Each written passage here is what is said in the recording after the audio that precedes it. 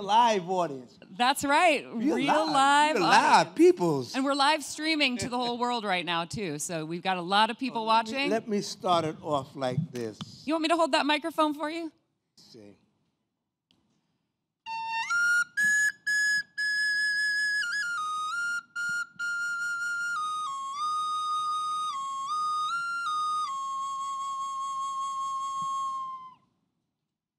Beautiful.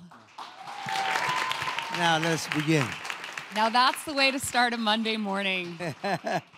Exactly. How are you? I'm doing so well. How are you? I'm doing fantastic. I'm sitting here with this queen. How could I not be doing well? Ben, you have more energy than anyone I've ever known. You have such beautiful energy, and you seem to always be just... It's like you're dancing even when you're not dancing. What is your secret? Is it lots of coffee? Does it come from your genes? I wake up in the morning, you know? That's a big thing. That's a big thing for a lot of us. I mean, the alternative doesn't work. I wake up in the morning, I give praise and I give thanks for another opportunity to do whatever I have to do to hopefully do it better and do better than I did yesterday, because you never know what the day is going to bring you. So if you're open and receptive to whatever the universe has to offer you, then you are usually on top of it. And sometimes it hits you in the back. That's your challenge. That's not a challenge. That's an opportunity for the better. For me, that's why I look at it. You know, because I go through life like everybody else, ups and downs, bills and everything. But then you look at it, you look at the other side, look to the invisible, where all the goodness comes from. And that's what I look to. Tell me about the flute. The flute. The flute is something I picked up about 2 or 3 years ago. I found it up in Manitou. And a friend of mine was selling these flutes, you know, Navajo flutes. And I picked it up and started playing it. And it sort of just calms me down. And I'll be in an elevator and you're ready to go, I'll just play the flute and they go, ah.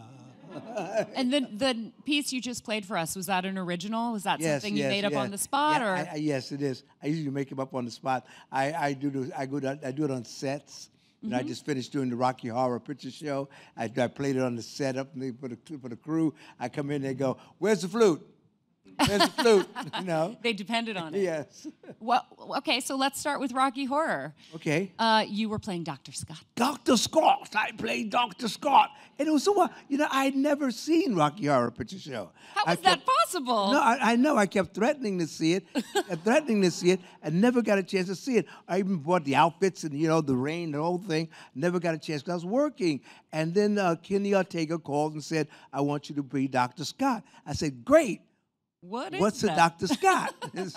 And with Laverne Cox and the wonderful cast, it was wonderful. And the crew, I must tell you about the crew. You see these people running the cameras? They are really the magic that makes us look good. They're the people who make the lights and everything to make sure that you have a good photograph of what we're doing. And they deserve a round of applause.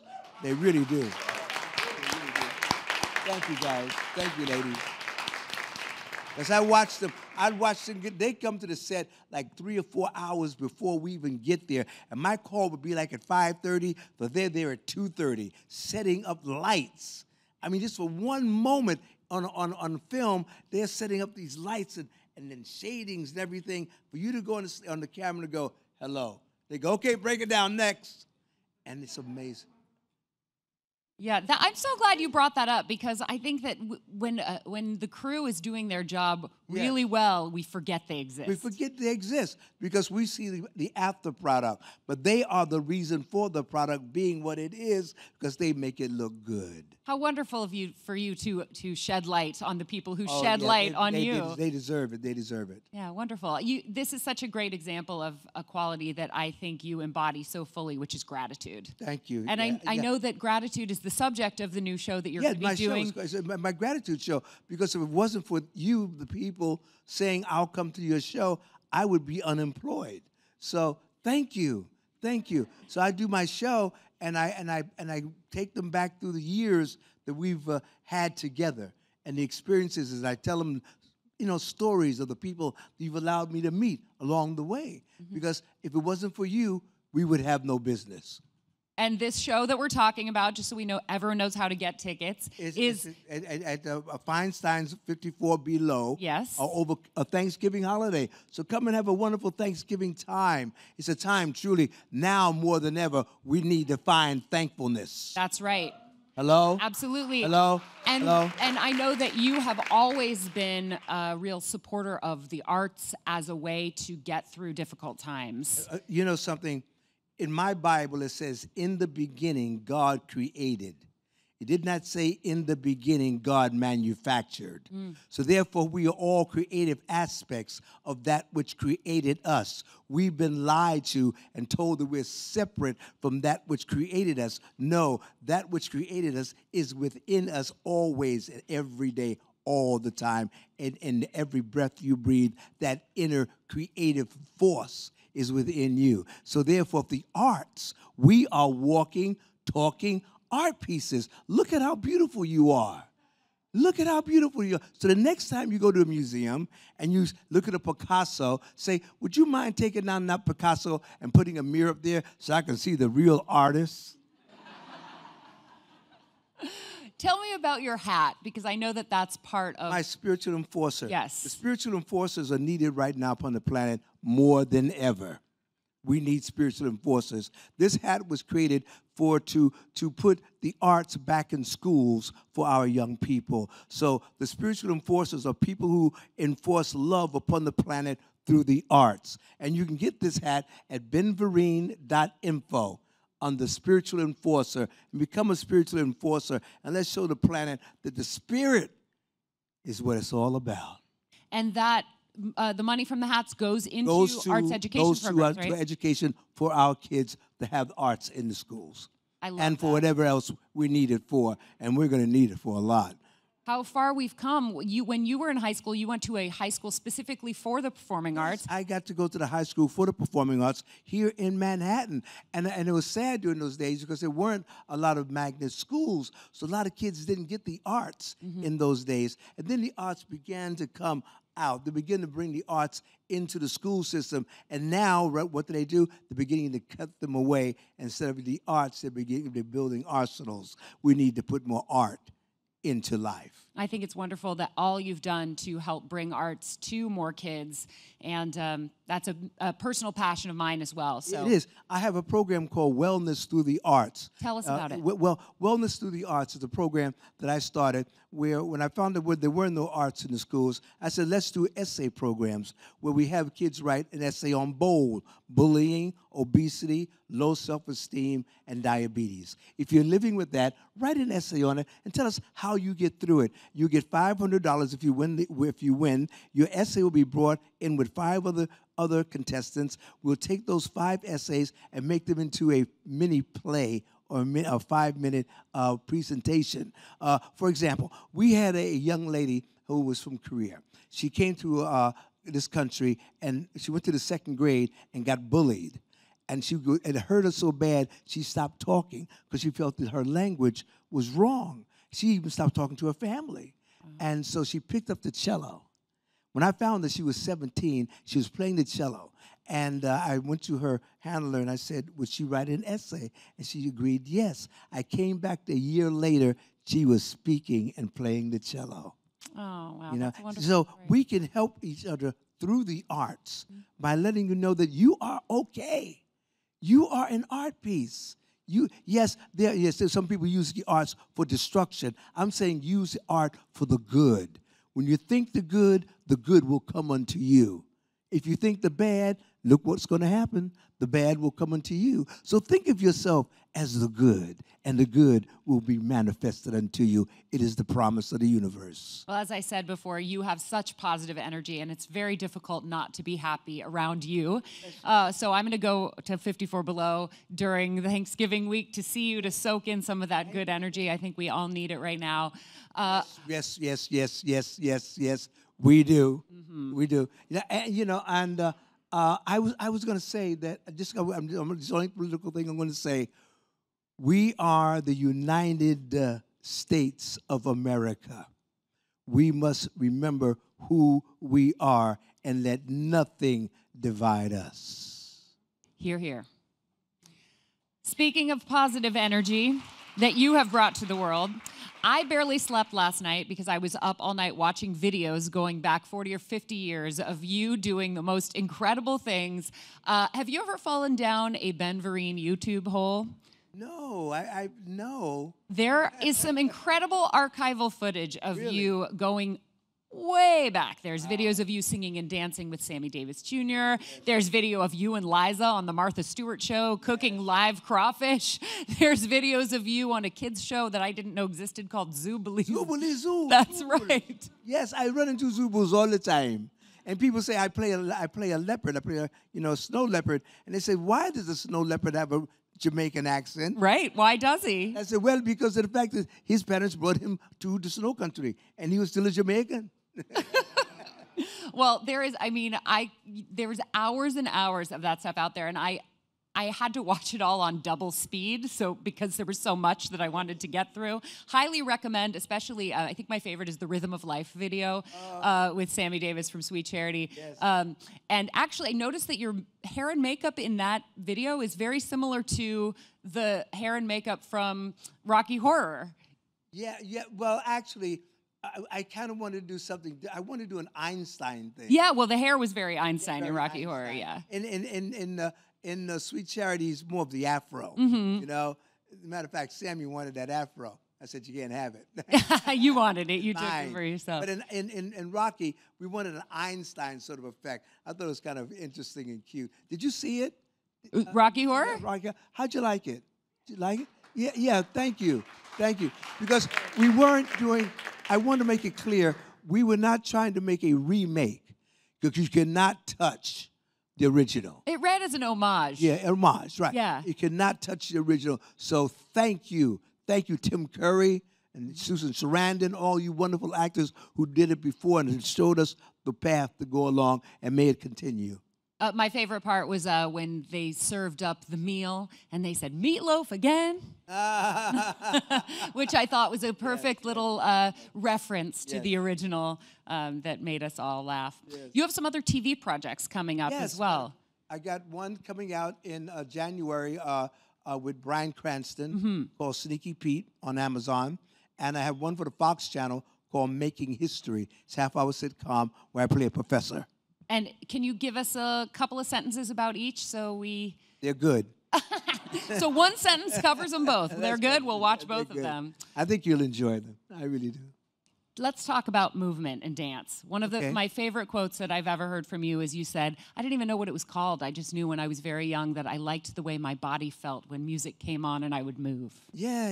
You know, people say in the beginning was the Word, and the Word, of course, was with God. But in order for the Word to move, it had to go upon a movement. And that movement is what we're about. And when you get into the groove of that movement, it'll take you right through life dancing and moving and moving. And people say to me, I can't dance. I say, can you walk? They say, well, you got the rhythm. You can dance. You can dance. And to me, it's just, you know, after years and years and years, because, you know, I've been dancing since I was with Moses on the mountaintop. And you were there? Oh, yeah. I thought you were only 70. No. I was the guy who told Moses, you only need 10. That guy. Did he throw a few out? Yeah. He was a silly kid. Anyway, you know, but moving all the time, and the body goes through its changes. And I've had some incidents in my life, and I've been in an accident in '92 and broken bones here and there. But the wonderful thing about dance, it's an inner thing, and you move from within, and that moves from without, and you'll find a new. When I was at one time, I had to have my knees done. And a friend of mine named Mary Verdes Fletcher, who started a dance company called the Cleveland Ballet on Wheels. I'd never met this woman. She sent me this poster, and I said, wow, this is great.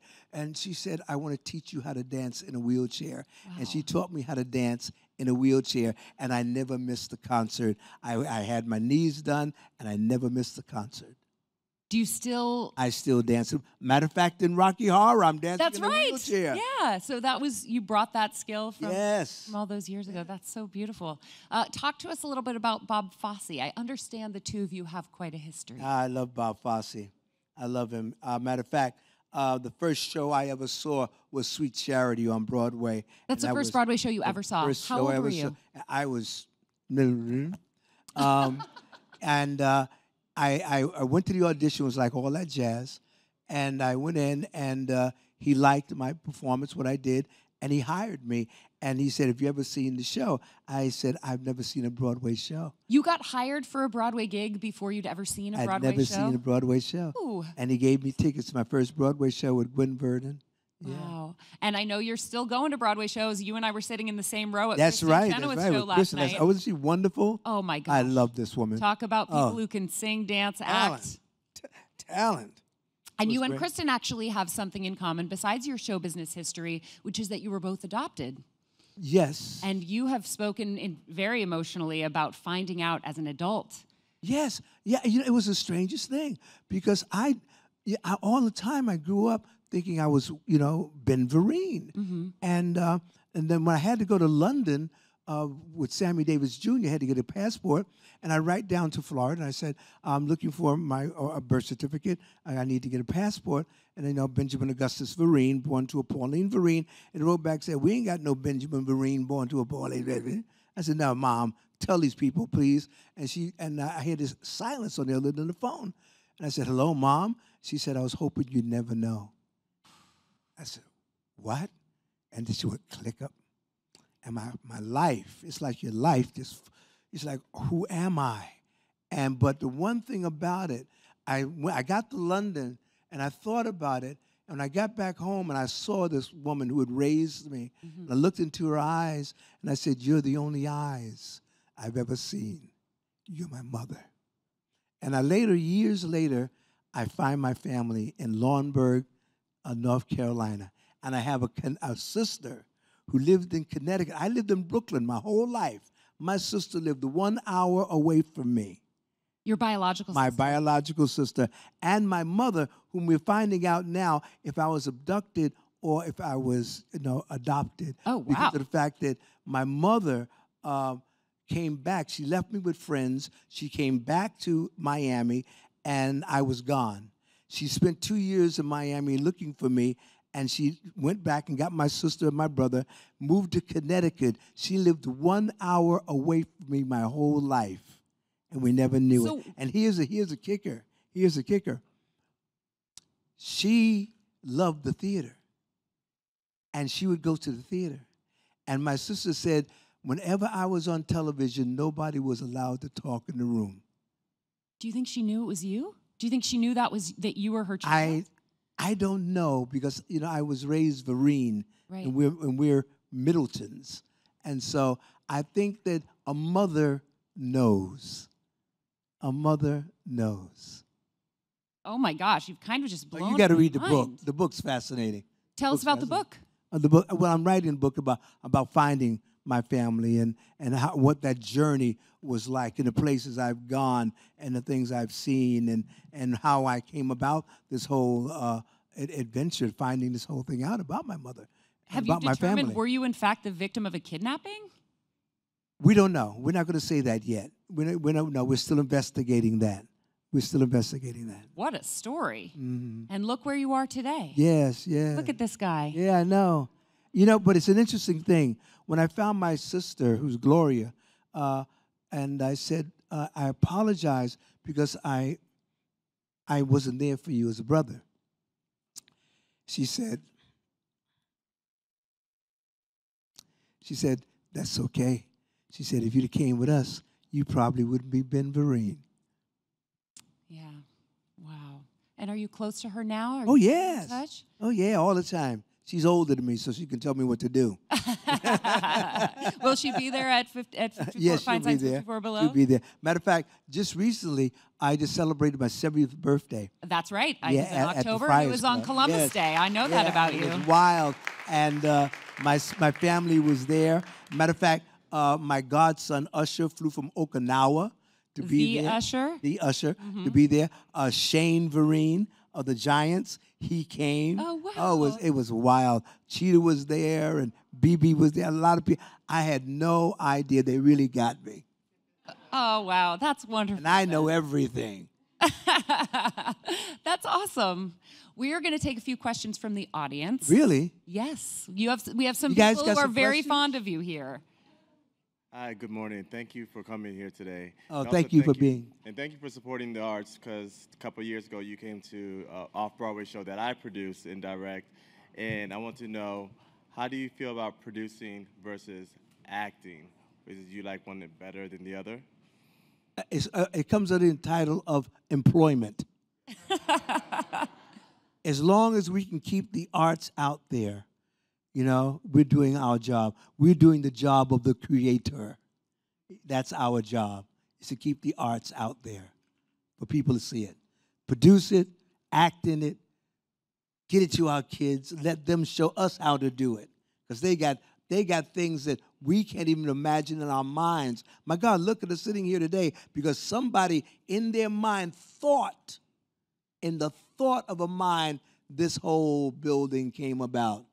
We forget that everything comes from an inside job.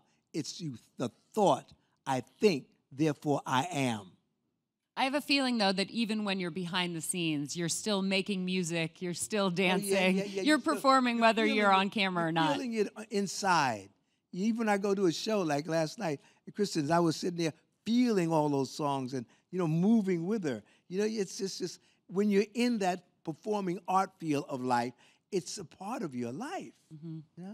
I love that you were there and that you're such a supporter of the arts as well as being a creator of the arts, as indicated by the fact that you came to this gentleman's show and supported something that on a smaller scale as well as the big flashy stars of Broadway. That's wonderful. Do we have another question? Yes. Hi there. First of all, congratulations on Rocky Horror and all of your past success Thank and you all very of your much. future success. One question I wanted to know is, how do you respond positively and graciously when you experience negativity directly? Pause. Pause. Breathe. And then respond. Because if you respond right off because you know how emotions are and humanness is, right away it wants to attack, the first thing you do is pause. And then I'll answer you. Now I'm answering you from a place of spiritual foundation, not from human madness, which can get us to. And we've been seeing a lot of that lately. We need to pause, step back, breathe, and say, who's really in charge? Who's really in charge? And it's not what we see, it's what we do not see that's in charge. And I believe that invisible is the goodness behind this planet and wants the good for all of us. No matter what they may be thinking, the good is always there. Man, you are wise. I'm feeling emotional, Ben. It's really just such an honor to be sitting here with you. I think we have time for a couple more questions. Certainly, I could sit here for another hour just gushing about your energy, your talent, what you've brought to the world, both on stage, on screen, and off. But how do you feel about taking a couple more questions? Oh, fine. Oh, and I want to tell you, can I tell about the hats? You talked about it a little bit, but feel free you had to to get a hat, right? BenVereen.info. Okay, and we're going to have, pretty soon it's going to be just spiritual and Fosse.info. So, but for now. And is all of your concert info and your appearances and all the TV show info also on BenVereen.info? That's my website. Great. That's my website. And I know you're also very active on Twitter, which I love. Yes. At Ben Vereen. I'm tweeting. Yep, we've been tweeting back and forth since 2010, before a lot of people had adopted that particular platform, and you've always been just so generous there as well. Seems to be the through line: positivity and generosity and gratitude. And I want to tell you one more thing. You notice I wear an om around my neck, and I wear a feather. The om, of course, is for peace. The feather is to remind myself, always keep your heart as light as a feather. Okay? Every sentence that comes out of your mouth, I want to immortalize. Beautiful. We have time for a couple more questions. Hey, Ben, I was going to ask you what it was like working on 10 Speed of Brown Shoe with Jeff Oh, Goldblum. I remember man. that TV show real Oh, well. man. That was my best. I love that show. I love Jeff, first of all. But it was such a wonderful time for Stephen Cannell, you know, the producer of the show. And it was fun. It was fun. I got to play a different character every week, and I loved it. I loved it. And sometimes I kind of wish that Jeff and I would just do a revival of it just for you. Yeah, that'd be great. Let's do it. Thanks. I'll help make that happen. Yes. Let's do it. We have time for one more. Yes, Mr. Vereen, I just want to take this time to say that I think you're an amazing man of wisdom, and I respect the fact that you encourage the young woman who's in the wheelchair and giving it your best. Yes, thank you. It's important that we realize that though a person is what we consider disabled is not disabled. It is we are the ones who are disabled because we're looking at them that way. They are a part of life, and life itself has a voice unto itself. We must embrace all of God's creation. Able to succeed. Able to succeed in all things. Yep. And we must help one another. We are our brother and sisters keepers. We are. Guiding light all the way. Take care.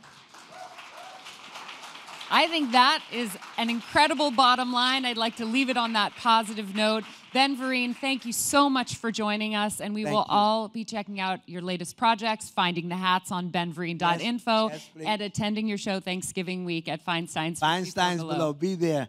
And I'll tell you what happened in those days back in the day.